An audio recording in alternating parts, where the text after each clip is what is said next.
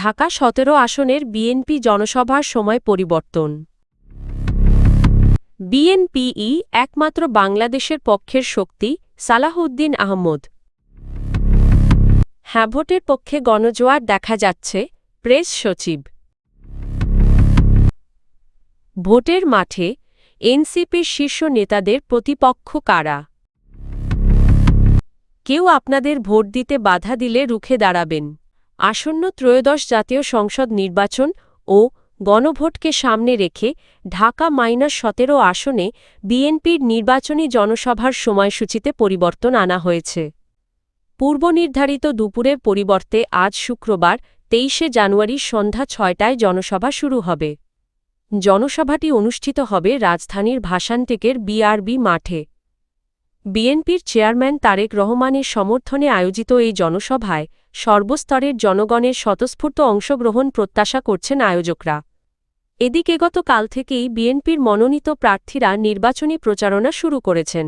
তারা ভোটারদের সঙ্গে সরাসরি সাক্ষাৎ করে ধানের শীষ প্রতীকে ভোট চাচ্ছেন। উল্লেখ্য, ৭ জেলায় ধারাবাহিক নির্বাচনী সমাবেশ শেষে আজ শুক্রবার ভোরে রাজধানীতে ফিরেছেন ঢাকা -১৭ আসনে বিএনপি মনোনীত প্রার্থী তারেক রহমান। কক্সবাজার ১, চকরিয়া পেকুয়া আসনে ধানের শীষ প্রতীকের প্রার্থী সালাউদ্দিন আহমদ বলেছেন, বিএনপিই একমাত্র বাংলাদেশের স্বার্থে কাজ করা রাজনৈতিক শক্তি। তিনি বলেন, যারা দেশের বিপক্ষে অবস্থান নিয়েছে তারা দেশ ছেড়ে পালিয়েছে। ভবিষ্যতে যেন দেশে আর কোনো ফ্যাসিবাদ ফিরে না আসে সেজন্য সবাইকে সতর্ক থাকতে হবে। শুক্রবার ২৩শে জানুয়ারি চকরিয়ার সুরাজপুর মানিকপুর এলাকায় গণসংযোগকালে তিনি এসব কথা বলেন। সালাহউদ্দিন আহমদ বলেন, বিএনপি দীর্ঘদিন ধরে জনগণের ভোটাধিকার প্রতিষ্ঠার জন্য সংগ্রাম করে আসছে। আগামী ১২ই ফেব্রুয়ারি সবাইকে স্বাধীন ও ভীতিমুক্ত পরিবেশে ভোট দেওয়ার আহ্বান জানান তিনি। তিনি আরও বলেন, বিএনপি ক্ষমতায় গেলে দারিদ্র্য দূরীকরণে কার্যকর অর্থনৈতিক পরিকল্পনা বাস্তবায়ন করা হবে। নারীর ক্ষমতায়ন ও আর্থিক নিরাপত্তা নিশ্চিত করতে ফ্যামিলি কার্ড, কৃষকদের জন্য কৃষি কার্ড এবং জনগণের উন্নত চিকিৎসা নিশ্চিত করতে স্বাস্থ্য কার্ড চালু করা হবে। এই সময় তিনি বলেন, বিএনপি যে প্রতিশ্রুতি দেয় তা বাস্তবায়নে অঙ্গীকারবদ্ধ। গণসংযোগ কর্মসূচিতে আরও বক্তব্য দেন চকরিয়া উপজেলা বিএনপির সভাপতি এনামুল হক, সাধারণ সম্পাদক এম মোবারক আলী সহ দলের বিভিন্ন স্তরের নেতারা। প্রধান উপদেষ্টার প্রেস সচিব মো. শফিকুল আলম বলেছেন, আসন্ন ত্রয়োদশ জাতীয় সংসদ নির্বাচনে হ্যাঁ ভোটের পক্ষে দেশজুড়ে গণজোয়ার তৈরি হয়েছে। তিনি বলেন, জনগণ বুঝে গেছে, হ্যাঁ ভোট দিলে দেশে আর স্বৈরাচার ও নির্যাতন ফিরে আসবে, নাগরিক অধিকার সুরক্ষিত হবে এবং ন্যায়ভিত্তিক শাসন ব্যবস্থা প্রতিষ্ঠিত হবে। শুক্রবার ২৩শে জানুয়ারি সকালে ধামরাইয়ের বাটুলিয়া গ্রামে বাবা বুচাই চান পাগলার মাজার পরিদর্শনকালে তিনি এসব কথা বলেন। প্রেস সচিব মাজারে হামলার ঘটনার নিন্দা জানিয়ে বলেন, বাংলাদেশ অলি আউলিয়ার দেশ। ইসলাম ও মানবিক মূল্যবোধ এই দেশে পীর আউলিয়াদের হাত ধরেই বিস্তার লাভ করেছে। মাজারে আক্রমণ একটি জঘন্য ও অগ্রহণযোগ্য কাজ। তিনি বলেন, কারও কোনো কিছু পছন্দ না হলে সেখানে না যাওয়াই সমাধান, কিন্তু আঘাত বা সহিংসতা কখনোই কাম্য নয়। মাজার বাংলা সংস্কৃতির অবিচ্ছেদ্য অংশ।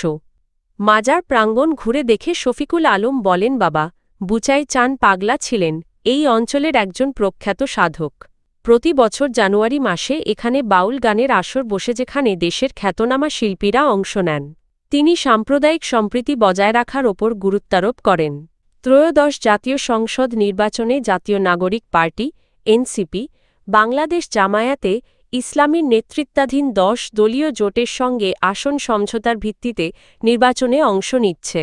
জোটের সিদ্ধান্ত অনুযায়ী এনসিপি ৩০টি আসনে প্রার্থী দিয়েছে। কোটা বিরোধী ও জুলাই আন্দোলনের মাধ্যমে পরিচিত তরুণ নেতৃত্বই দলটির মূল শক্তি। এনসিপির শীর্ষ নেতাদের মধ্যে আহ্বায়ক নাহিদ ইসলাম, সদস্য সচিব আক্তার হোসেন, মুখ্য সমন্বয়ক নাসির উদ্দিন পাটোয়ারি, সিনিয়র যুগ্ম মুখ্য সমন্বয়ক আব্দুল হান্নান, মাসউদ, দক্ষিণাঞ্চলের মুখ্য সংগঠক হাসনাত আবদুল্লাহ এবং উত্তরাঞ্চলের মুখ্য সংগঠক সার্জিস আলম শাপলা কলি প্রতীকে প্রতিদ্বন্দ্বিতা করছেন। ঢাকা ১১ আসনে নাহিদ ইসলামকে লড়তে হচ্ছে বিএনপির প্রার্থী এম.এ কাইয়ুমের বিপক্ষে। স্থানীয়দের মতে এখানে হাড্ডাহাড্ডি লড়াইয়ের সম্ভাবনা রয়েছে। রংপুর ৪ আসনে আখতার হোসেনের সামনে ত্রিমুখী প্রতিদ্বন্দ্বিতা। তার প্রধান প্রতিপক্ষ বিএনপির সাবেক নেতা এমদাদুল হক ভরসা এবং জাতীয় পার্টির প্রার্থী আবু নাসের শাহ মো. মাহবুবার রহমান। ঢাকা -৮ আসনে নাসিরউদ্দিন পাটোয়ারীর মুখোমুখি বিএনপির স্থায়ী কমিটির সদস্য মির্জা আব্বাস। পাশাপাশি গণ অধিকার পরিষদের প্রার্থীও প্রতিদ্বন্দ্বিতায় রয়েছেন। নোয়াখালী ৬ আসনে আব্দুল হান্নান মাসুদের বিপক্ষে বিএনপির ভোট বিভক্ত হওয়ার সম্ভাবনা তৈরি হয়েছে বিদ্রোহী প্রার্থীদের কারণে। বাংলাদেশ জামায়াতে ইসলামীর আমির ডা. শফিকুর রহমান ভোটাধিকার নিশ্চিত করতে জনগণকে সচেতন ও ঐক্যবদ্ধ থাকার আহ্বান জানিয়েছেন। তিনি বলেন, আসন্ন ১২ই ফেব্রুয়ারি জাতীয় সংসদ নির্বাচনে যদি কেউ ভোট দিতে বাধা দেয় তাহলে জনগণকে তা প্রতিরোধ করতে হবে। শুক্রবার পঞ্চগড় জেলা চিনিকল মাঠে ১০ দলীয় ঐক্য জোট আয়োজিত নির্বাচনী সমাবেশে প্রধান অতিথির বক্তব্যে তিনি এসব কথা বলেন। ডা. শফিকুর রহমান বলেন, ভোটাধিকার প্রতিষ্ঠা না হওয়া পর্যন্ত এবং দেশ থেকে দখলদারত্ব, চাঁদাবাজি, দুর্নীতি ও স্বৈরতন্ত্র নির্মূল না হওয়া পর্যন্ত জামায়াতে ইসলামীর লড়াই অব্যাহত থাকবে। তিনি আরও বলেন, জামায়াতে ইসলামী ক্ষমতায় গেলে মর্যাদাপূর্ণ কর্মসংস্থান সৃষ্টি করে একটি বেকারমুক্ত বাংলাদেশ গড়ে তোলা হবে যাতে মানুষকে কারও দয়ার ওপর নির্ভরশীল হতে না হয়। নারী ও পুরুষের সম্মিলিত অংশগ্রহণে রাষ্ট্র পরিচালনার প্রতিশ্রুতিও দেন তিনি। উত্তরবঙ্গ প্রসঙ্গে জামায়াত আমির বলেন, স্বাধীনতার পর থেকে এই অঞ্চলকে পরিকল্পিতভাবে পিছিয়ে রাখা হয়েছে। এখানকার মানুষ পরিশ্রমী হলেও অবহেলার শিকার হয়েছে বলে মন্তব্য করেন তিনি।